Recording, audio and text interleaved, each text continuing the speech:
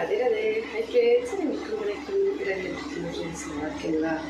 காலையில் எழுந்துச்சி எல்லா வேலையும் முடிச்சாச்சு. இப்போ வந்து சமையல் பண்ணிட்டுருக்கேன். ஆக்சுவலாக வந்து கடையில் வந்து பணியாரம் செய்யணும்னு சொல்லி நான் வந்து நினச்சிருந்தேன். ஹஸ்பண்ட் கிட்ட சொன்னதுக்கு ஹஸ்பண்ட் வந்து கண்டிப்பாக வந்து பணியாரம் நல்லா விரும்பி சாப்பிடுவாங்க. ஏன்னா வந்து இங்கே பணியாரமே இது வரைக்கும் யாரும் செஞ்சதில்லை, அதனால் நம்ம ட்ரை பண்ணலாம் அப்படின்னு சொன்னார். அதனால் வந்து சரி வீட்லேயே ட்ரை பண்ணுறேன். காலையில் வந்து ஹஸ்பண்டும் பசங்களும் கடைக்கு போயிருக்காங்க, கலரிங் நடக்கிறதுக்கு அவங்க வந்திருக்காங்கன்னு சொல்லிட்டு என்ன சொல்கிறாங்க, எப்படி ரெடி பண்ணணும்னு சொல்லி கேட்குறதுக்காக கிளம்பியிருக்காரு.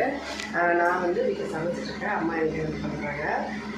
சீக்கிரமாக சமைச்சி முடிச்சுட்டு அப்புறமா ஹஸ்பண்ட் இன்னும் சாப்பிடல, அப்புறமா சாப்பிட கொடுத்துட்டு அப்படியே கடைக்கு கிளம்பணும். இப்போ பணியாரணும். இந்த பக்கம் சாம்பாரும் வச்சுருக்கேன் தோசை செய்ய. சமையலெல்லாம் செஞ்சு முடிச்சிட்டேன். ஹஸ்பண்ட் வந்து வந்த அப்புறமா மறுபடியும் இன்னொரு இடத்துக்கு கிளம்பணும்னு சொல்லியிருந்தாரு. ஏன்னா இங்கே வந்து ஆளே சரியாக கிடைக்க மாட்டேங்கிறாங்க. எங்கே பார்த்தாலும் வந்து எல்லாருமே வந்து வரேன்னு சொல்கிறாங்க, அப்புறம் அளக்கணும், வரேன்னு சொல்கிறாங்க, அளக்கணும், அந்த மாதிரி தான் பண்ணுறாங்க.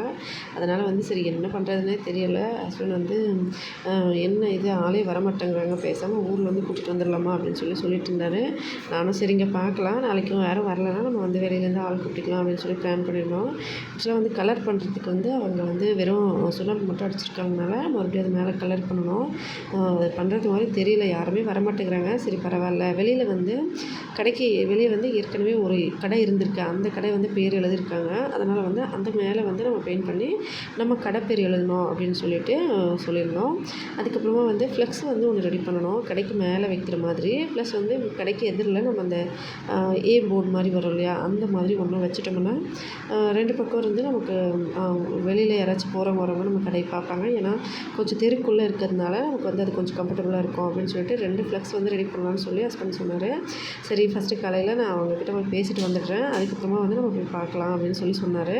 ஆனால் சரின்னு சொல்லிட்டு சமையல்லாம் முடிச்சிட்டேன். அதுக்கப்புறம் ஹஸ்பண்டும் பசங்களும் 2 பேரும் வந்துட்டாங்க. சமையல் முடித்த உடனே வந்து மத்தியானத்துக்கு வந்து அம்மாக்கிட்ட சொல்லியிருந்தேன், சாப்பாடும் முருங்கைக்காய் காரக்குழம்பு வந்து செய்ய சொல்லி. அதனால் நான் வந்து செய்ய போகிறேன், அதனால் கட் பண்ணி மட்டும் வைக்க சொன்னேன். கட் பண்ணி வச்சுட்டு இஞ்சி பூண்டெல்லாம் கொஞ்சம் ரெடி பண்ணி வச்சேன், நான் குழம்பு செஞ்சிட்றேன் அப்படின்னு சொல்லியிருந்தேன். அதுக்கப்புறமா அம்மா வந்து இஞ்சி பூண்டெல்லாம் வந்து உரித்து வச்சுருந்தாங்க. நான் வந்து காயெல்லாம் கட் பண்ணி குழம்பு செஞ்சுட்டு அதுக்கப்புறமா கீரை வாங்கிட்டு வந்திருந்தேன். அந்த கீரையும் வந்து கட் பண்ணி போட்டு கொஞ்சம் பொரியல் மாதிரி பண்ணிவிட்டு அதுக்கப்புறமா வந்து சரி நம்ம கிளம்பலாம் அப்படின்னு சொல்லிட்டு சொன்னேன். சாப்பிட்ட அப்புறமா வந்து ஹஸ்பண்ட் வந்து அந்த பெயிண்ட் அடிக்கிறவங்க வந்து இன்னும் கொஞ்சம் லேட் ஆகும்னு சொன்னாங்க அப்படின்னு சொல்லிட்டு வீட்டுக்கு வந்துட்டு சாப்பிட்டுட்டு அதுக்கப்புறமா வேணால் அவங்க கூப்பிடும்போது போய் பார்க்கலாம் அப்படின்னு சொல்லிட்டு மறுபடியும் வந்து கிளம்புனாரு.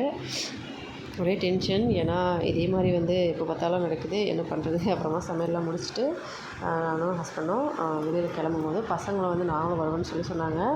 ஏன்னா வந்ததுலேருந்து வெளியெல்லாம் எங்கேயுமே போகிறதில்ல பசங்க. சரி இன்னைக்கு வந்து கொஞ்சம் வெளியில் கூட்டிகிட்டு போயிட்டு வரலாம், அதோட கூடவே வந்து அவங்களும் வந்து நாங்களும் வருவோம்னு சொல்லிட்டு இருந்தாங்க. 2 பேரும் கூட்டிகிட்டு கிளம்பலாம் அப்படின்னு சொல்லிட்டு நான் வந்து ஃபஸ்ட்டு பணியாரம் செஞ்சுட்டு இருந்தேன். காலையில் பணியாரம் வந்து ஃபஸ்ட்டு தாளிப்பு போட்டு கொஞ்சம் வெஜிடபிள்ஸ்லாம் போடலை, ஜஸ்ட்டு தாளிப்பு மட்டும் வெங்காயம் போட்டு பண்ணி அதை வந்து மாவில் ஊற்றி இந்த மாதிரி மிக்ஸ் பண்ணி அதை வந்து இந்த மாதிரி ஊற்றிருந்தேன். ஆனால் நல்லா சாஃப்டாக இருந்துச்சு. நான் வந்து கொஞ்சம் இங்கெல்லாம் வந்து மோமோஸ் வந்து ரொம்ப இப்போல்லாம் வந்து ரொம்ப விரும்பி சாப்பிட்றாங்க. ஆனால் நிறைய வெஜிடபிள்ஸ்லாம் வச்சு செய்கிறதுனால அதனால் நம்ம வந்து நிறைய வெஜிடபிள்ஸ்லாம் போட்டுட்டு கொஞ்சம் வந்து அந்த மாதிரி செய்யலாம் அப்படின்னு சொல்லி பிளான் பண்ணியிருந்தேன். சரி பார்க்கலாம், ஃபஸ்ட்டு வந்து நம்ம கடையை ஆரம்பிக்கலாம் இட்லி தோசையில், அப்புறமா பார்த்துக்கலாம் அப்படின்னு சொல்லிட்டு நான் வந்து பணியாரமும் சரி நம்ம ரெகுலராக செய்யணும் அப்படின்னு சொல்லிட்டு செஞ்சுட்ருந்தேன். அதுக்கப்புறம் இந்த பக்கம் வந்து சாம்பார் வச்சுருந்தேன். அப்புறம் ஹஸ்பண்ட் வந்து அப்புறமா அவருக்கு சாப்பிட கொடுத்தேன். நானும் ஹஸ்பண்டும் பசங்களும் அம்மாவும் எல்லோரும் சாப்பிட்டுட்டு அதுக்கப்புறமா கிளம்புனோம். அம்மா வந்து ஈவினிங் ஆகிடுச்சு, சரி நான் வந்து வெளியில் கூட்டிகிட்டு போயிட்டு விளையாட காமிக்கிறேன் அப்படின்னு சொன்னாங்க. அவங்க வந்து இல்லை அப்பா கூட அம்மா கூட வெளியே கிளம்புறோன்னு சொல்லிட்டு அவங்க வந்துட்டாங்க. அப்புறம் ஹவுஸ் ஓனர் நின்றுட்டு இருந்தாங்க, அவங்ககிட்ட பேசிட்டு அதுக்கப்புறமா வந்து ஹஸ்பண்ட் நான் பசங்க 4 பேர் கிளம்பிட்டோம். 4 பேர் கிளம்பிட்டு இங்கேருந்து கொஞ்சம் தூரத்தில் தான் ஸ்கூல் இருக்குது. ஸ்கூல் டீட்டெயில் பேசணும், நான் இப்போ கொஞ்சம் லேட் ஆகிடுச்சு அப்படின்றதுனால நம்ம நாளைக்கு பேசிக்கலாம் அப்படின்னு சொல்லிட்டு ஃபஸ்ட்டு வந்து இன்றைக்கி 2 இடத்துல போயிட்டு வரணும், வேலை இருக்குது, அதை மட்டும் பார்த்துட்டு வரலாம் அப்படின்னு சொல்லியிருந்தேன். இங்கே வந்து இந்த படிக்கட்டு ஏற்றுற இடத்துல வண்டி வந்து உள்ளே கொண்டு வர முடியல. ஸ்கூட்டினால அப்படியே இருக்குது. அதை வந்து அவங்க ரெடி பண்ணுறேன்னு சொன்னாங்க. மறுபடியும் இன்றைக்கி அவங்களுக்குமே ஆள் வரலையா. ஆக்சுவலாக ஹவுஸ் ஓனருக்குமே வந்து 2-3 ஆள் தேவைப்படுது மேஸ்திரி வேலை செய்கிறதுக்கு. அவங்க வந்து சொல்லிட்டு இருந்தாங்க, எப்போ பார்த்தாலும் அப்படி தான் ஏமாற்றுவாங்க. நான் சொன்னேன், இந்த மாதிரி ஆள் யாராச்சும் கிடைப்பாங்களா வேலை பார்க்க அப்படின்னா, எல்லாம் எப்போ பார்த்தாலும் அப்படி தான் ஏமாற்றுவானுங்க, சரியான பசங்க அப்படி தான் ஏமாத்துறாங்க. நானுமே 2 நாளாக 3 நாளாக சொல்லிக்கிட்டே இருக்கேன், ஒருத்தர் கூட வரலை அப்படின்னு சொன்னாங்க. நானும் சரின்னு சொல்லிட்டு என்ன பண்ணுறதுன்னு மைண்டே அப்செட்டு. ஏன்னா கடை எவ்வளோ சீக்கிரமாக ஆரம்பிக்கணும், ஆனால் இது வந்து இந்த மாதிரி பிரச்சனையே இருக்குது அப்படின்னு சொல்லிட்டு ஒரு பக்கம் நமக்கு 1008 பிரச்சனை, இதில் இது வேறையா அப்படின்ற மாதிரி இருந்துச்சு. சரின்னு சொல்லி அப்போ பசங்க வந்து இவர் சின்னவர் நான் தான் சாவி போடுவேன்னு சொல்லிட்டு இருந்தான். சரின்னு சொல்லிட்டு ஹஸ்பண்ட் வந்து இப்படி போகணும் அப்படி போகணும் சொல்லி கொடுத்துருந்தாங்க. அதுக்கப்புறம் கிளம்பி அங்கேருந்து பக்கத்தில் வந்து இந்த பஜாஜ் ஸ்டோர் இருக்குது இல்லையா, அதாவது நம்ம ஃபைனான்ஸில் வாங்கிட்டு மாதம் மாதம் கட்டுற மாதிரி, அதில் வந்து கொஞ்சம் அமௌண்ட் வந்து நம்ம கட்டணும், ஒரு 30% அந்த மாதிரி ஒரு இது இருக்குது. ஆக்சுவலாக எனக்கு வந்து ஒரு கார்டு இருந்தது, அதில் வந்து அப்ளை பண்ணி ஒரு 4-5 வருஷம் ஆச்சு. அதனால் அந்த கார்டு வந்து வேலை செய்யலை, பிளாக் ஆகிட்டுருக்கு. அவங்க என்ன சொன்னாங்கன்னா, உள்ளே போய் கேட்டேன், இந்த மாதிரி ஒரு பொருள் வாங்கணும் அப்படின்னு கேட்டதுக்கு, இல்லைங்க உங்கள் கார்டு பிளாக் ஆகிடுச்சு, நீங்கள் கடையில் வந்து போய் செக் பண்ணி பாருங்கள், எங்கே பொருள் வாங்குறீங்களோ அங்கே, முடிஞ்சால் வந்து அவங்க அன்பிளாக் பண்ணி முடிஞ்சால் பாருங்கள், உங்கள் சிவில் ஸ்கோர் செக் பண்ணுவாங்க, அதுக்கப்புறம் கிடச்சா ஓகே அப்படின்னு சொன்னாங்க. சரின்னு சொல்லிட்டு அதுக்கப்புறம் வெளியே வந்தேன். இதுதான் வந்து நிமாப்படாவோட பஸ் ஸ்டாண்ட், அதுக்கு எதிரில் தான் அந்த பஜாஜ் இருக்குது. அதுக்கப்புறம் அங்கேருந்து கிளம்பிட்டு மறுபடியும் வந்து நேற்று வந்து அந்த 99 பொருட்கள் வந்து கடை சொல்லியிருந்தேன் இல்லையா, அந்த கடைக்கு வந்தோம். பசங்க வந்து சரி அப்படின்னு ஒரு ரவுண்ட் அடிச்சுட்டு கூட்டிகிட்டு வந்துடலாம் அப்படின்னு சொல்லிட்டு அவங்களையும் கூட்டிகிட்டு வந்தோம். அப்படியே ஒரு ரவுண்ட் அடிச்சுட்டு அவங்க வந்து விளையாட்டு பொருளெல்லாம் வந்து சொல்லியிருந்தாங்க. பசங்களுக்கு வந்து அப்படியே ஒரு ரவுண்ட் அடிச்சுட்டு அதுக்கப்புறம் என்னென்னலாம் இருக்குதுன்னு சொல்லி எல்லாம் பார்த்துக்கிட்டு இருந்தாங்க. அவங்க வந்து நல்லா இருக்குதுன்னு சொல்லி கேரம் போர்டு வேணும்னு சொல்லி தான் ஆக்சுவலாக வந்து தேடிக்கிட்டு இருந்தாங்க. ஒரு கேரம் போர்டு இருந்தால் 2 பேரும் வீட்டில் உட்காந்து விளையாடுறதுக்கு.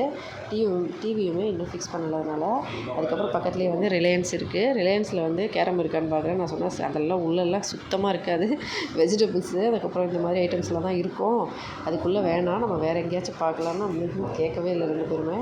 இதுக்குள்ளேயும் பார்க்கணும்னு சொன்னோன்னே சரின்னு சொல்லிட்டு நானும் அப்படியே ஒரு ரவுண்டு உள்ளுக்குள்ளே போயிட்டு வந்து அதுக்கப்புறமா வந்து பக்கத்தில் வந்து அந்த ஃப்ளெக்ஸ் கடை இருக்குது இல்லையா, அங்கே வந்து பார்த்தோம். ஆக்சுவலாக வந்து ஃப்ளெக்ஸில் வந்து ரேட்லாம் ரொம்ப ஜாஸ்தியாக சொல்கிற மாதிரி இருக்குது. கரெக்டாக தான் இருக்கும், நமக்கு ஜாஸ்தின்னு நினைக்கிறேன், தெரியலை. ஆக்சுவலாக வந்து அந்த கடையில் வெளியிலே ஒரு போர்டு இருக்கும், அதை பார்த்தீங்கன்னா தெரியும். அந்த போர்டு சைஸில் வந்து நாங்கள் ஒரு 3 அடின்னு நினைக்கிறேன். ஸோ வந்து இந்த பக்கம் 3 அடியும் அந்த பக்கம் வந்து ஒரு 10 அடின்னு நினைக்கிறேன், அந்தளவு சொன்னார். அவங்க வந்து அதுக்கு என்ன சொல்கிறாங்கன்னா 1800 சொல்கிறாங்க, 1800 சொல்கிறாங்க.